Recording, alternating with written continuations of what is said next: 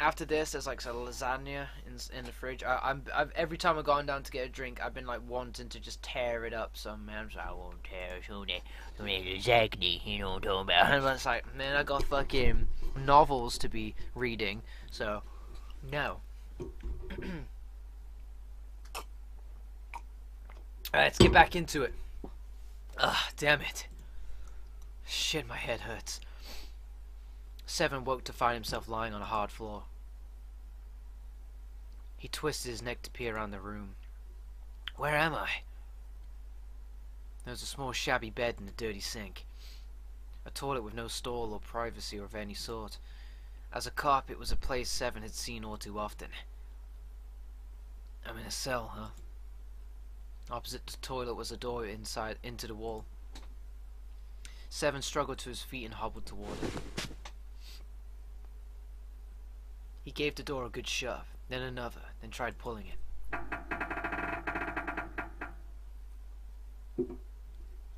It didn't open. Well, that was about what he expected. It wasn't like that someone would put him in his cell only to leave it unlocked. He threw himself against the door a few times, but to no avail. I knew it. Seven grumbled to himself as he moved back toward the bed. He sat down. He sat there for a very long time. Just how long he wasn't sure. At last he began to nod off and had nearly fallen asleep when he was roused by a distant voice. There's over. It's 9. The voice was far away, very far away.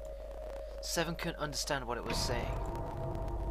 Nonetheless, it was a voice in a high one, most likely a child.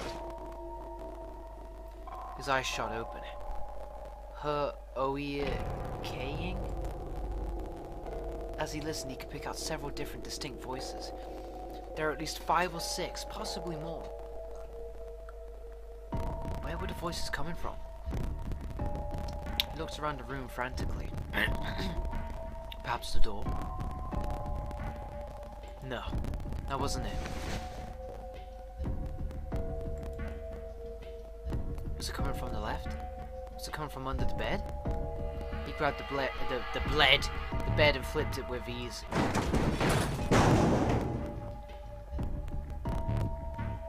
There it was. There was a hole for ventilation in the wall where the bed had been, covered with a metal grate. Seven lay down on his stomach and peered through the grate. He couldn't see anything, it was too dark. Now that he found it, however, there could be no doubt. This was the source of the voices. For a moment he was confused.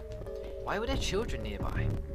Then he remembered what the man from Cradle Pharmaceutical had told him. How his ship would take the kidnapped children from the wharf to a waiting passenger liner out in the ocean. Was Seven on the passenger liner? It didn't matter.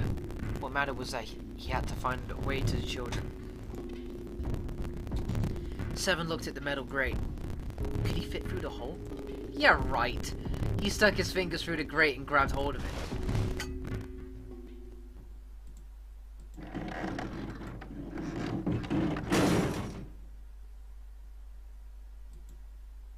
Yeah, how you like that, you son of a bitch? The dark square sat open before him. Seven wiped the sweat from his forehead and crawled inside. Wow, he could fit? Holy shit. The first section of the duct was small. Seven could do little more than wriggle along his belly. After a time, however, it got larger. And even someone as large as Seven was able to crawl along on his hands and knees. He felt like he'd grown from an inchworm to an insect. Not much of an improvement, but it was better than nothing. He began to wonder where the duct would take him when there was a thunderous sound like a massive metal door slamming shut. Then he heard a voice. Warning. Warning. Emergency incineration command has been acknowledged. Automatic incineration will take place in 18 minutes. Please evacuate the incinerator immediately. Repeat. Emergency incineration command has been acknowledged. The voice wasn't harsh, but something about the calm with which it spoke made it more terrifying. Seven wasn't sure what it meant, but incinerator certainly didn't sound good. Then, almost as if to confirm his suspicions, he heard a chorus of young voices. No! Many of the voices were simply screaming in terror, mixing with one another to create a single horrifying howl. Damn it! What the hell is going on here? Seven began to crawl along the duct as fast as his arms and legs could carry him. The noise he made was tremendous, but he was long past caring. A few moments later, a metal door appeared on the left side of the duct. Seven could hear the screams of the children from the other side. That was it. He grabbed hold of the handle and threw the door open. The old metal gave away easily before his onslaught. The hell is this place? Oh shit, he's in the incinerator! The room he was looking out into had a dome for a ceiling and 9 equally sized walls. At the top of the dome was an upside down funnel. It almost looked like a chimney. Then he looked down. Dude. The children he'd been looking for. They stared up at Seven, their cries silenced for the moment by surprise and fear. Whether they were scared by the room or him, Seven couldn't tell. It was certainly possible that they were frightened of both. Not that I could blame him running into a mug like this when they were already scared shitless. He permitted himself a short snort of a laugh, then turned to the children again. Don't worry, kids. I'm not your enemy. I'm one of the good guys. Not a single one of them moved. Except for one. He was a boy slightly older than the others, in a private school uniform. Huh. Who the hell are you? As he spoke, he took a tentative step forward and gave Seven a suspicious look. I'm a detective and I'm here to rescue you. The moment the words were out of his mouth, you could see the children relax. How are you gonna help us? The boy in the uniform asked. Where's the exit? Seven responded. There isn't one. The doors we came in through won't open, and the door over there? He cut himself off, considered something, and then continued. Anyway, there's no point. We can't all get out of here. Wait, that says we all can't get out of here. If we don't get out of here, we're gonna be burned to death. Burned to death? Can you hear it? That voice said the incinerator's gonna start up soon.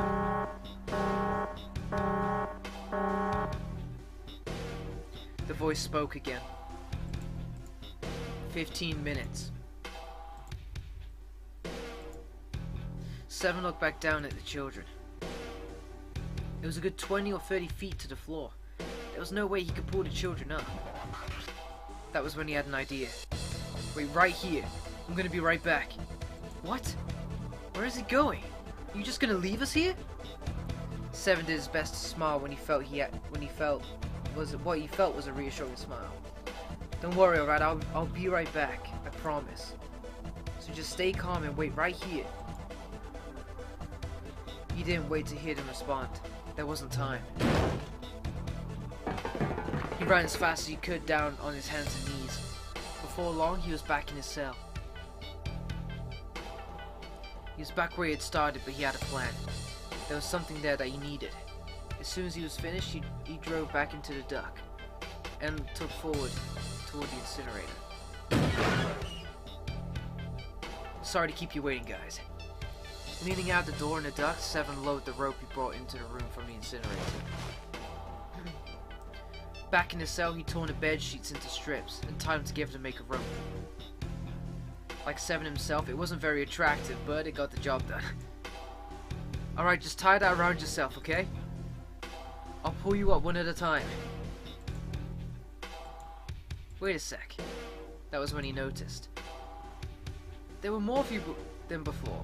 Where'd the rest of you go? The boy in the uniform answered. I let them go on ahead. We opened the number 9 door and they left. What, you're telling me you opened that door? That's what I said. Then what the hell are you doing here? We couldn't go with them. Why not? Look, the only people who can go through the number door.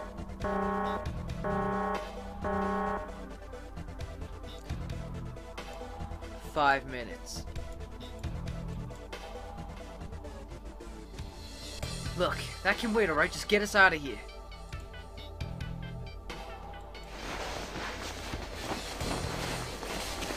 First up was a girl with a ponytail. Next was a girl with a red necktie, followed by a boy in a jacket who said he'd climb up on his own. The last was the boy in the uniform. Like the boy in the jacket, he climbed up the rope himself. He looked scrawny from above, but his looks belied impressive strength. He scaled the rope quickly, but as he was almost to 7, what? They heard the sound of someone knocking. All eyes turned to the door. Cut into it was a thick, square window. On the other side, they could see a furious face. The hell? God damn it, what's going on there? Why is the room empty? The hell are those fucking kids? Uh-oh.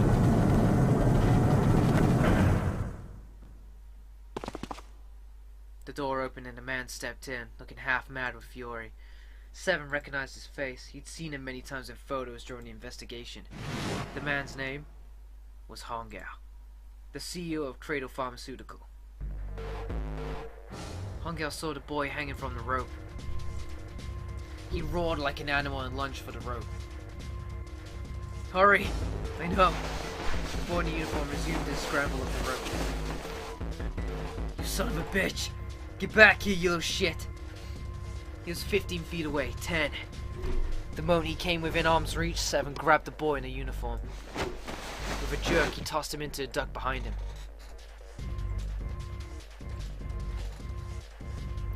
Lost any semblance of control. Yeah, that sounds about right. His face no longer looked human. It was twisted into something terrifying, the visage of a devil. Or a ferocious monster. 7 quickly reeled in his rope, leaving a furious Hongao on the floor of the room, and crawled back into the duct. You fucking bastard! You won't get away with this! How dare you compromise the experiment? What experiment, 7 wondered.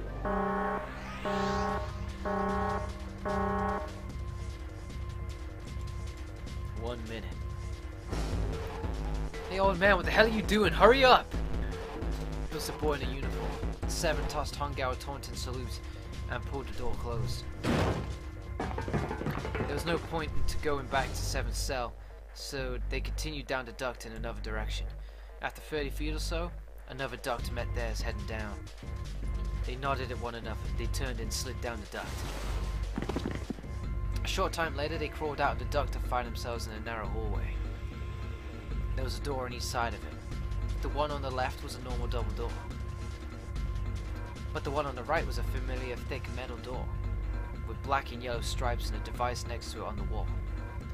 On the door was a plate that read incinerator.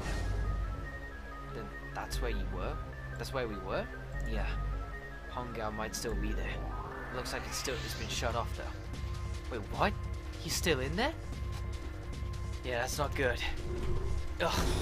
7 grunted. Fine. The other door. Go into the other door. Hurry.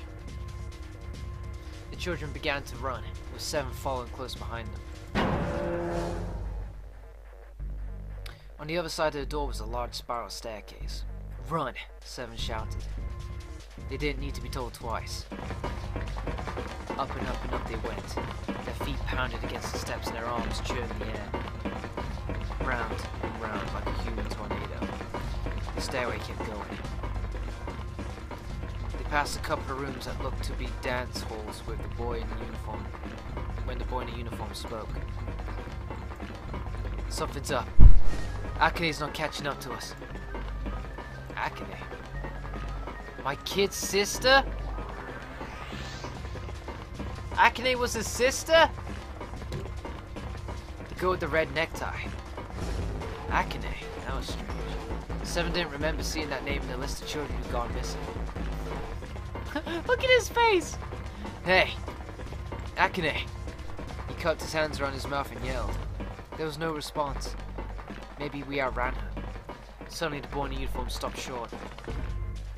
7 stopped too, as did the boy in the jacket with the ponytailed hair. When did we do that?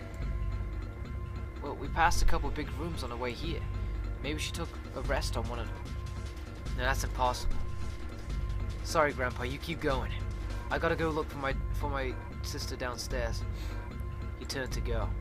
Hey, kid, wait! God damn it, I said wait! The boy didn't even seem to hear him. Fuck. Seven spun around and yelled to the boy in the jacket and the girl with the ponytail. I'm going after it. You two keep going, alright? You got it? The girl nodded and began to run up the stairs. The boy, however, I'm going with you. Seven didn't have time to argue. Instead, he simply nodded and took off down the stairs. The boy in the jacket followed. They ran all the way to the bottom floor, calling for her. Akane was nowhere to be found. God damn it, where the hell did she go? The boy in the uniform couldn't hide his frustration. It was a girl's voice. Akane. The boy in the uniform threw open the door and leapt into the hallway that faced the incinerator. Oh, whoops. Balls up, my bad. Seven and the boy in the jacket followed. Seven couldn't believe what he saw. No way! Ace killed her?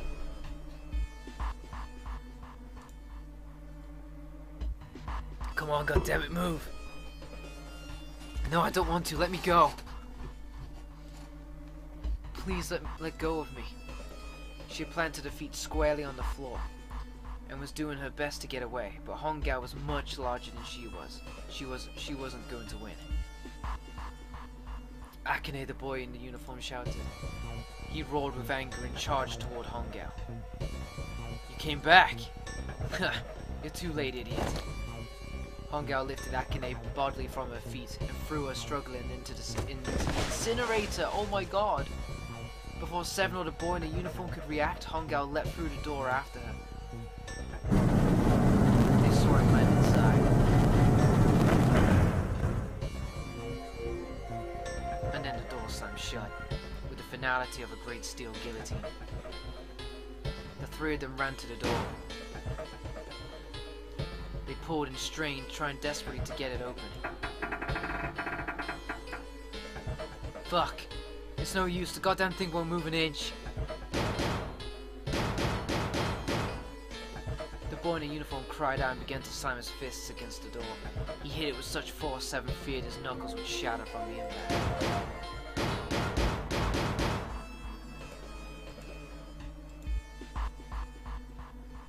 Her voice was muffled by the door, but the sheer terror in it was unmistakable. What should I do? I think I'm trapped in here. Where's Hongao? He went out the other door. What?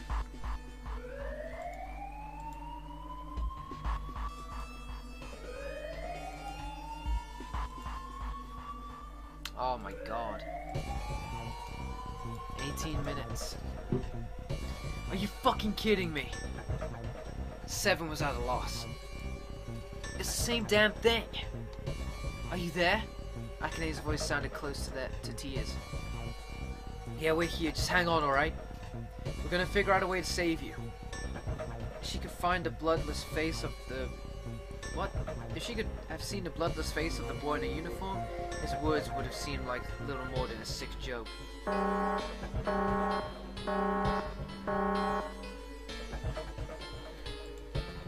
Uh-oh.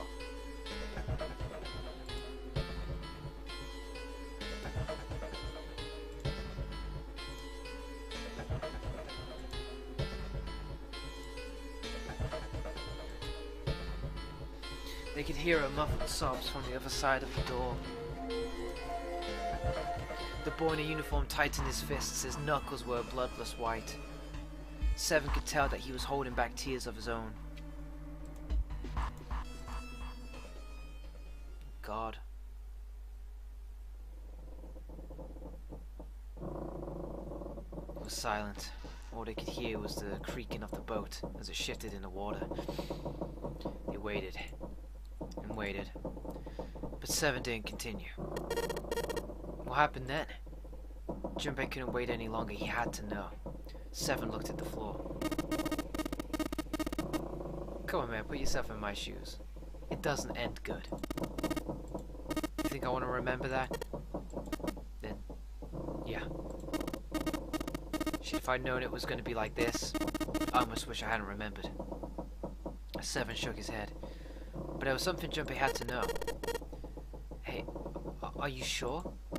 Huh? I don't want to ask this either, but there's something I don't get. So if you could just tell me, did that girl Akane really? Seven stared straight ahead at nothing. Yeah, I'm sure. There wasn't anything we could do. After a while, the countdown ended, and we heard something burning. Even after the fire stopped, they couldn't move. Seven and the boy in the jacket simply stood there. They were frozen. The boy in the uniform collapsed, falling to the floor in a jumble of limbs like a puppet whose strings had been cut. A few more minutes passed. The door opened.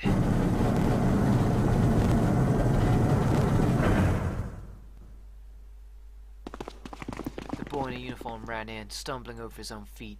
Seven and the boy in the jacket followed, still too numb to speak. The air in the incinerator was hot. Every breath made Seven's lungs feel like they were on fire. The air shimmered with heat, and in the middle of the room, beneath the waves of heat, there it lay. The boy in the uniform walked toward it, his legs shaking violently. Seven couldn't see his face, but his body looked somehow empty. Finally, he reached it. The boy collapsed to his knees, his legs no longer able to support him.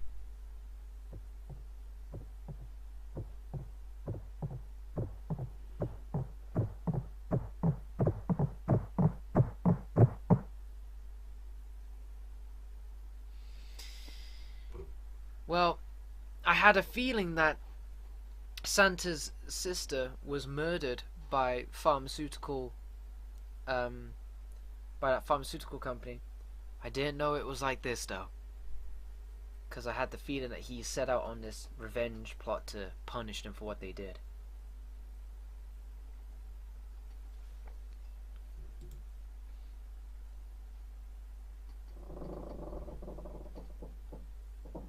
Junpei felt a cold lump in the pit of his stomach. A feeling of sickening anticipation washed over him. He could feel his body shivering. He desperately did not want to know the answer he feared he knew already, but he had to ask. He had to know for sure. Can I ask you one more thing? What? The girl, Akane. What was her last name? What does it matter to you? Just tell me, okay, please? Seven looked at Junpei curiously and ran his tongue quickly over his dry lips. Kurashiki. Her name was Akane Kurashiki. Then who the fuck is June? Something inside of Junpei stopped. He had no more words left. He had no more Junpei left. He was just a shell of flesh and bone. This is... Oof. Seven turned to Snake. You were there that day, weren't you? The tall kid in the jacket. That was you, wasn't it? Yes, I was. You were correct, detective. Junpei's mind was blank, withdrawn from the world. Somewhere far away, he could hear Seven and Snakes talking. Don't misunderstand me. I told you before how Zero threatened me. There was nothing I could do. I couldn't say anything about what happened 9 years ago. So you're saying you're not working for Zero, right? Of course not. Clover? What about you? Hey, come on. You really think I'm working with Zero? I told you before, you idiot, I was in Nevada in Building Q. I did hear that a detective rescued the kids on the boat, but I didn't know it was you. The surprise seemed to be genuine. Seven regarded Clover for a moment and rubbed his chin thoughtfully. Huh. Well, I guess I believe you. Clover nodded. Alright, let me ask you another question. He stuck his hands into his pockets and took a few steps. Then he stopped and turned to face them again. Santa's real name is Ai Kurashiki. He's Akane's brother. You know that? No, I didn't. Did you? Well, yes, I know Kurashiki was her brother. But I didn't know he was Santa, at least not from the beginning. 9 years ago he was in the middle of puberty. His voice is entirely different now. I'm ashamed to say that even my exceptional hearing wasn't able to make that connection. As such, I had no reason to think Santa was... When did you figure it out? A short time ago, Clover told me that Santa might have been one of the subjects of the initial experiment. When she told me that, I had a feeling.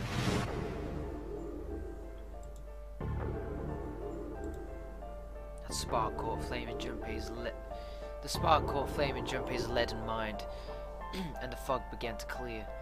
Like an engine beginning to turn, images and thoughts began to, coalesce in his mind, coming faster and faster, forming bigger images, bigger thoughts. Junpei blinked. He was back. There's still a lot we don't know. I mean, like, a lot. A lot. But there's one thing I think we can say we know. What's that? The body we found in his shower room had to be Nijisaki, dressed up to look like a snake. What? Come on, what kind of detective are you? You didn't think of that out already? Yeah, go easy on me, man. Amnesia and shit.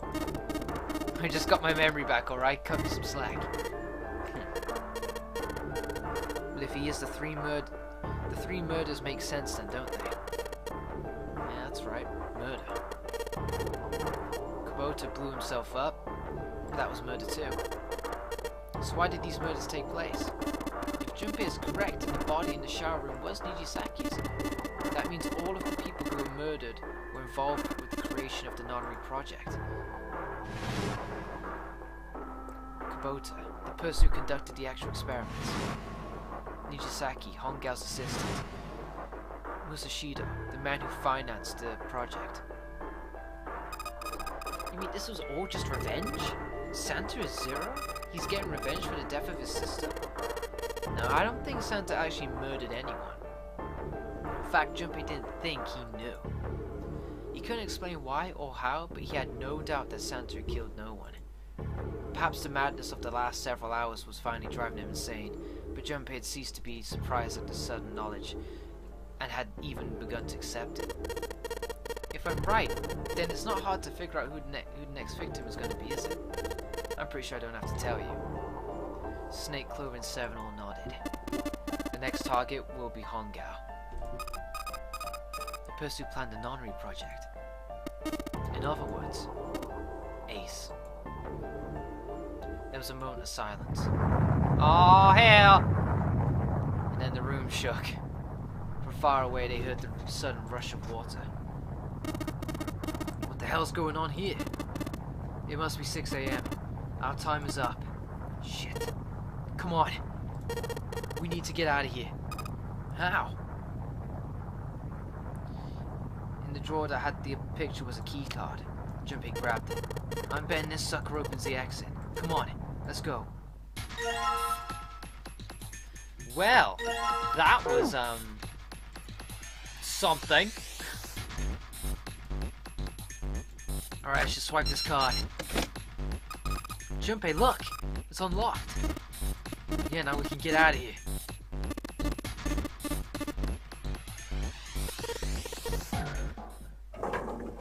Oh my days, dude.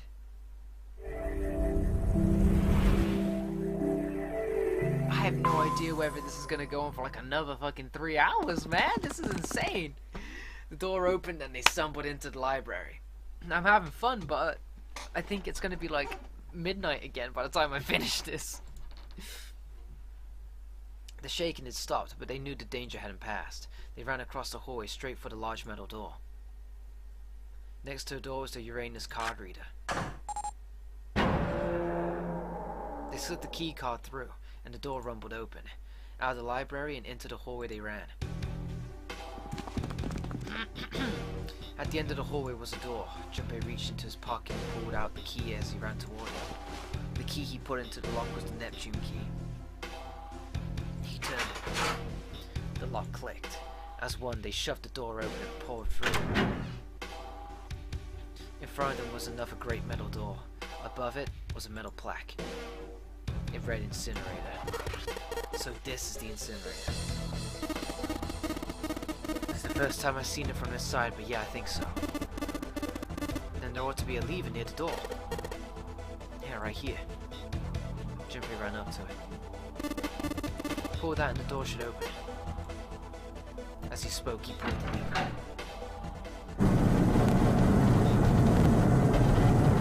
Guess we're gonna find the rest of the gang in there. The motor in the door groaned as it slowly ground open. There was no time to waste. As soon as the door had opened far enough to admit them, all four dashed through.